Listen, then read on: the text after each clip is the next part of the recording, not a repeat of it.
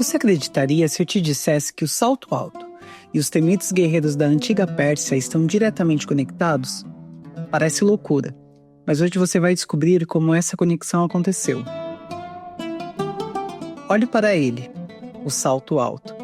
Poucos objetos do mundo carregam tanto significado. Para muitos, é um símbolo inquestionável de poder, elegância, confiança e feminilidade. Uma ferramenta que altera a postura e projeta autoridade.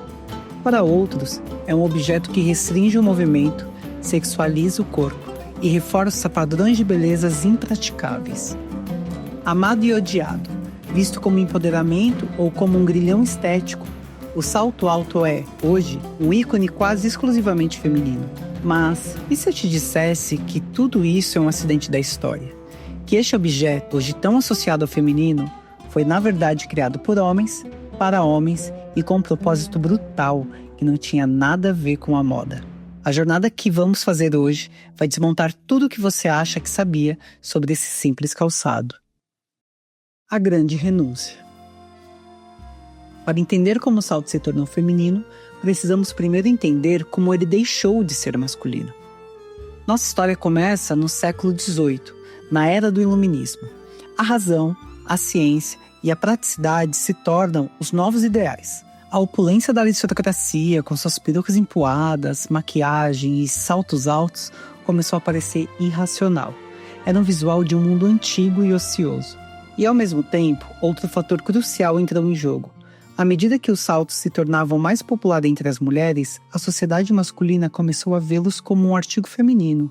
Aconteceu o que os historiadores chamam de a grande renúncia masculina. Os homens abandonaram as cores, as sedas e os saltos, adotando os trajes sóbrios e práticos que, em essência, formam a base do terno masculino de hoje. O salto foi expulso do guarda-roupa masculino e encontrou um lar permanente no feminino.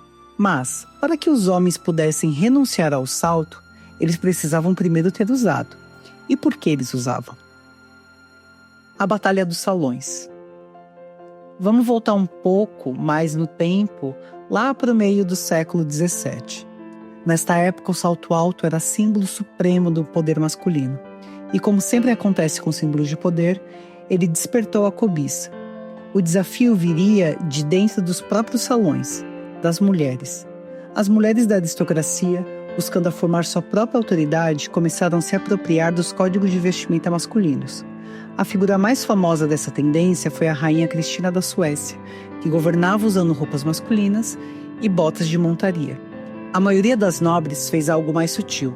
Elas adotaram o sapato de salto alto. Para elas, usar o salto era um ato de apropriação. Era pegar o maior símbolo do privilégio masculino e colocá-lo ao seu serviço. Era uma declaração de que o poder não tinha gênero. Imediatamente, a moda reagiu para manter a distinção. Os sapatos masculinos permaneceram com saltos grossos e robustos, enquanto os femininos começaram a ficar mais finos, curvos e delicados. Pela primeira vez, o mesmo objeto existia de duas formas, um para cada gênero. Mas isso ainda não responde à pergunta principal. Por que, em primeiro lugar, o salto era um símbolo de poder masculino? O clímax do poder.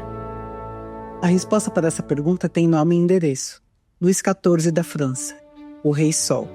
Para Luís XIV, governar era uma questão de imagem. Seu palácio em Versalhes não era uma casa, era um palco. Cada detalhe era calculado para projetar autoridade. Ele, um homem de estatura modesta, viu no seu salto alto, já popular, a ferramenta perfeita. Mas ele não iria apenas usá-lo, ele iria controlá-lo. Luís XIV emitiu um decreto. A partir daquele momento, apenas os membros mais íntimos e favorecidos de sua corte teriam permissão de usar saltos pintados de vermelho. O talon rouge, o salto vermelho, tornou-se sua assinatura. O pigmento era caro, associado à nobreza. Usá-lo era carregar nos pés a aprovação do próprio rei. O salto vermelho era um crachá, um passaporte visual que separava os que estavam dentro dos que estavam fora. Perder o direito de usá-lo era uma humilhação pública. Nas mãos do Rei Sol, o salto tornou-se o uniforme oficial da elite mais poderosa da Europa. Mas ele também tinha outro propósito, um paradoxo fantástico. sua completa inutilidade. Uma cidade do século XVII era um campo minado de lama e dejetos. A vida diária exigia sapatos práticos. O salto alto era terrível para andar, e era exatamente esse o ponto.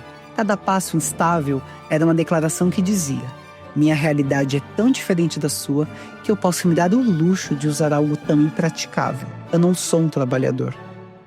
A altura de seu calcanhar media sua distância da plebe, mas nem mesmo o Rei Sol inventou o salto. Ele, como o resto da Europa, estava copiando uma moda que havia chegado de um lugar muito, mas muito distante. A febre persa. Vamos voltar mais uma vez. Final do século XVI. Na Pérsia, o líder Shah Abbas I, o Grande, tinha um problema: o poderoso Império Otomano. Ele precisava de aliados europeus, então ele envia suas delegações diplomáticas para as principais cortes da Europa. E quando esses diplomatas persas chegaram, eles causaram um fascínio imediato. Para os europeus, eles eram a personificação do exótico, do distante, do poderoso. Uma verdadeira persomania tomou conta dos salões, e os homens da nobreza, sempre buscando formas de exibir poder e masculinidade, viram nos sapatos daqueles diplomatas algo irresistível. Eles adotaram um salto, não porque era prático, mas pelo que eles representavam. Usar aquele salto era como vestir a aura dos temidos guerreiros persas. Era uma declaração: eu sou viril, sou cosmopolita, sou poderoso. A bota de um soldado virou acessório de moda. O salto abandonou sua função original e ganhou uma nova, totalmente simbólica. Não era mais sobre guerra, era sobre status. Mas que função original era essa? E por que diabos guerreiros usavam saltos? A máquina de guerra. Agora sim, chegamos ao ponto de partida. Feche os olhos. Vastas planícies, o som de cascos trovejando. Estamos no século IX, no território que hoje é o Irã. No centro de tudo, a cavalaria persa, uma das forças militares mais temidas da história. E sua maior habilidade?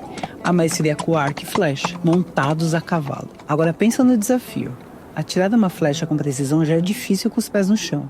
Imagina fazer isso no lombo de um animal em galope. Você precisa de equilíbrio, de firmeza, de mãos livres. Qualquer deslize, a sua mira se perde. Os persas precisavam de uma vantagem tática, e a solução não estava na arma, mas no que eles calçavam. Olhe de perto para as botas desses cavaleiros. Você vai notar um salto. Não era para parecer mais alto. Aquele pedaço de couro era pura engenharia militar. Era uma ferramenta de guerra. Sua função era genial. O salto se encaixava perfeitamente no estribo. Era como uma trava de segurança. Com o pé firmemente ancorado, o cavaleiro podia se levantar na sela com uma estabilidade sem precedentes. Ele se transformava numa plataforma de tiro móvel, capaz de disparar flechas com uma força e precisão devastadoras, mesmo em movimento. Esqueça a moda, esqueça a elegância. O primeiro salto não nasceu nos salões de dança, mas na poeira e no calor da batalha. Era uma peça de tecnologia, desenhada com um único propósito: transformar um homem em um cavalo na máquina de guerra perfeita. E é assim que a corrente se fecha. Um ícone da feminilidade moderna, o salto alto, que só se tornou feminino após ser abandonado pelos homens na era do Iluminismo, que o abandonaram por ser irracional e por ter sido apropriado pelas mulheres da aristocracia, que o adotaram por ser o maior símbolo de masculinidade de sua época.